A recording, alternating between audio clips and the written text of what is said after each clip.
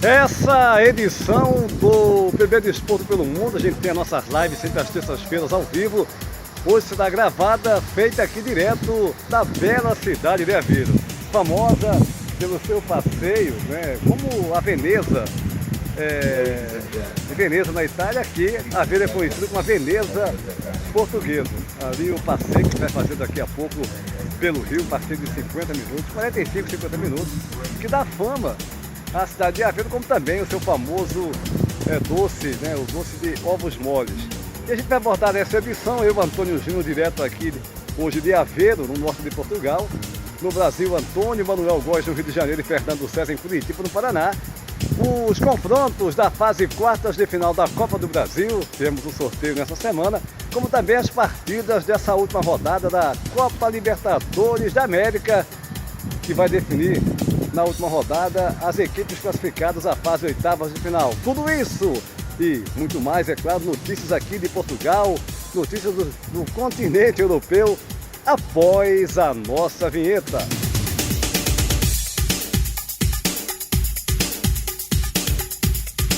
E a gente vai começar essa edição do PB Desporto falando da Copa Libertadores da América. Antônio Manuel Góes no Rio, Fernando César em Curitiba, no Paraná. Antônio Manuel Góes, você vai fazer uma análise, falar inclusive de classificação.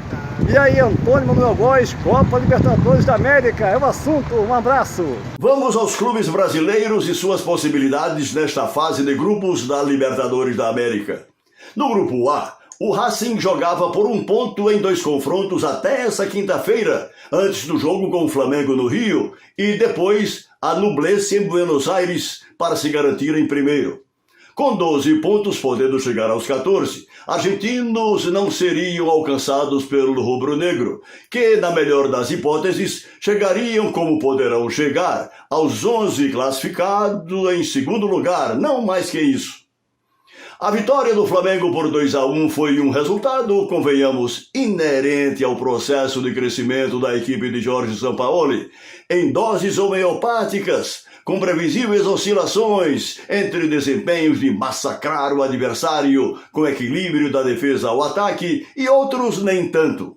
Afinal, na contramão da paixão simplista do torcedor, para quem é vencer ou vencer, o treinador luta contra o tempo e indesejadas lesões para implantar sua ideia de jogo, por isso com atuações de altos e baixos.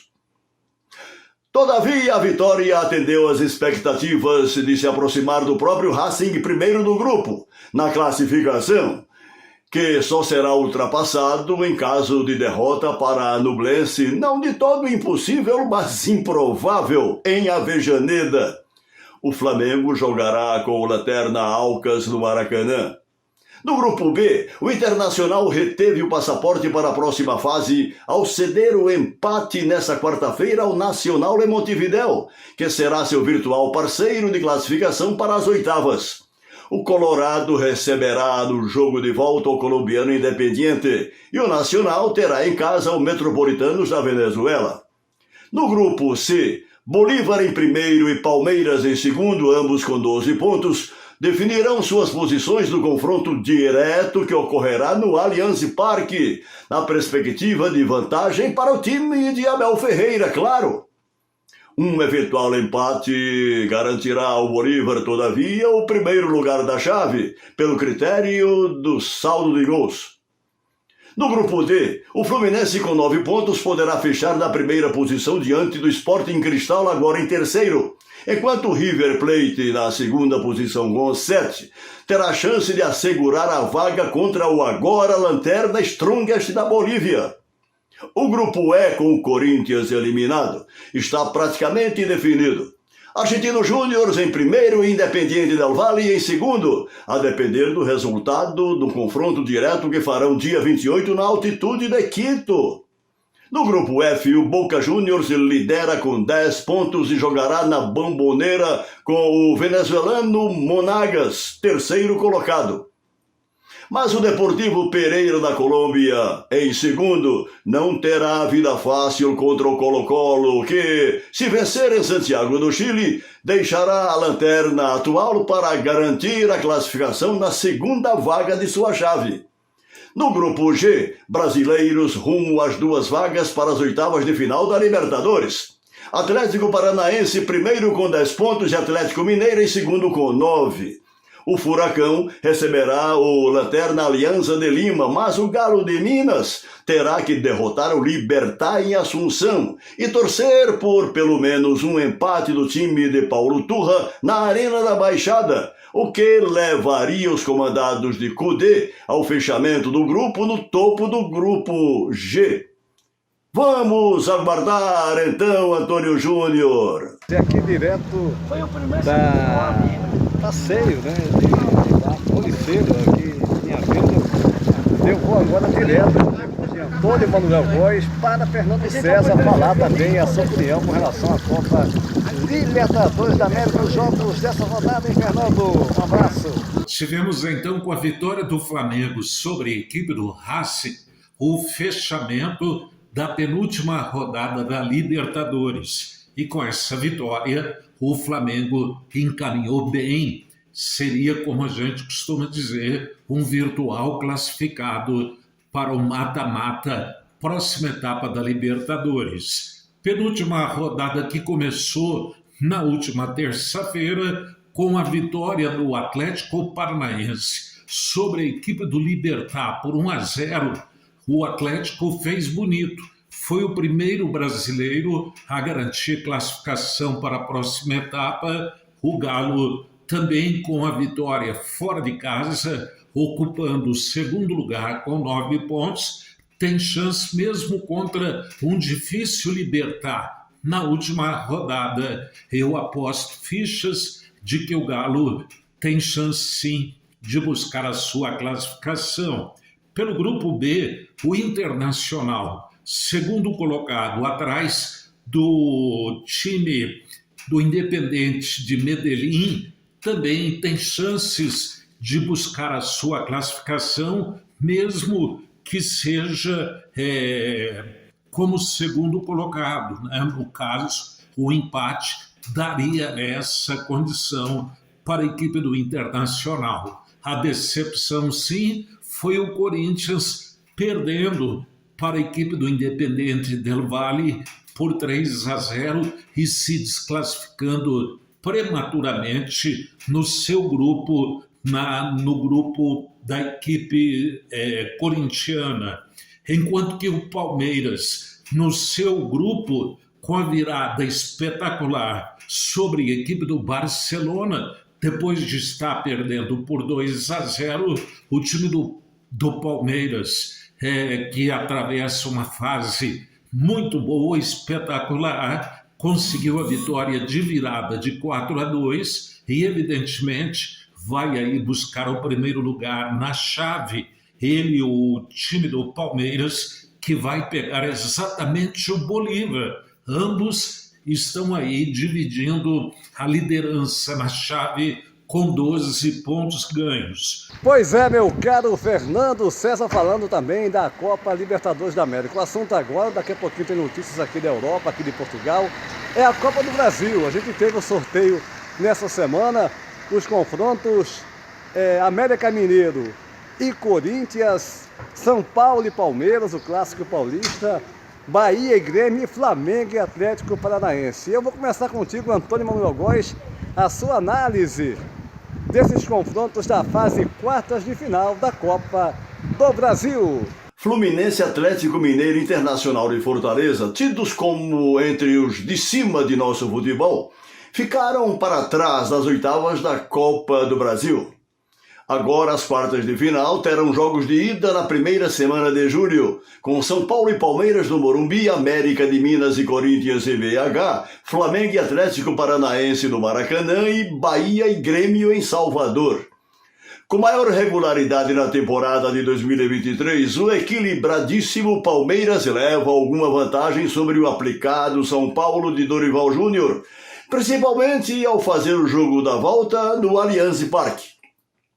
Brigando para fugir do Z4 do Brasileirão, Corinthians, 16º, mas agora eliminado da Libertadores, e América de Minas, 18º no campeonato de pontos corridos. Começarão as quartas de final em BH e decidirão a sorte no Itaquerão, onde Vanderlei Luxemburgo poderá, tudo é possível para a sofrida, fiel torcida corintiana, vislumbrar a vaga na semifinal. Por que não? Quarto do Brasileirão, o Grêmio pegará o Bahia no jogo de ida na Fonte Nova e poderá ou não definir em casa sua passagem para as semifinais. Já Flamengo e Atlético Paranaense farão o confronto mais emblemático das próximas quartas de final da Copa do Brasil, competição em que já disputaram 10 jogos, 4 vitórias do Flamengo e 1 vitória do Furacão com 5 empates. São 75 jogos no histórico dos dois clubes em competições nacionais e continentais. 30 vitórias do Flamengo, 18 empates e 27 vitórias do Atlético Paranaense. Uma disputa acirrada. Nessas quartas de final da Copa do Brasil 2023, o jogo da volta entre rubro-negros carioca e o da capital paranaense será disputado na Arena da Baixada Curitibana. Seguramente 2 empates de dificílimo prognóstico. Tá legal, Antônio Manuel Góes, opinando sobre os confrontos da Copa do Brasil. Eu quero ouvir você também, Fernando César, direto de Curitiba, no Paraná, hein, Fernando? E tivemos então nesse começo de semana o sorteio para os confrontos agora das quartas de final da Copa do Brasil.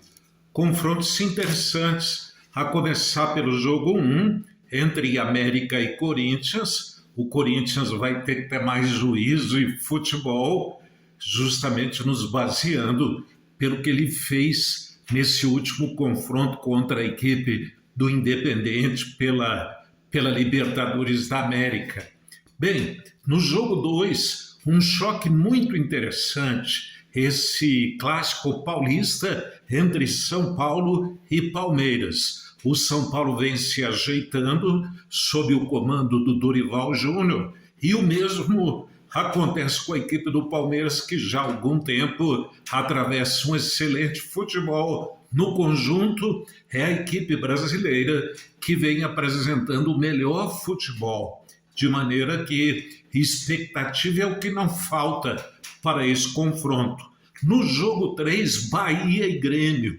O Bahia, da mesma maneira, vem se estruturando, está ganhando uma recuperação dentro do Campeonato Brasileiro, e o Grêmio atravessa uma fase muito boa, sob o comando do Renato Gaúcho, inclusive muito bem colocado no Brasileirão. E, finalmente, o confronto mais interessante, o choque de rubro-negros, na minha modesta opinião, o jogo 4 entre Flamengo e Atlético Paranaense. O primeiro mando é do Flamengo.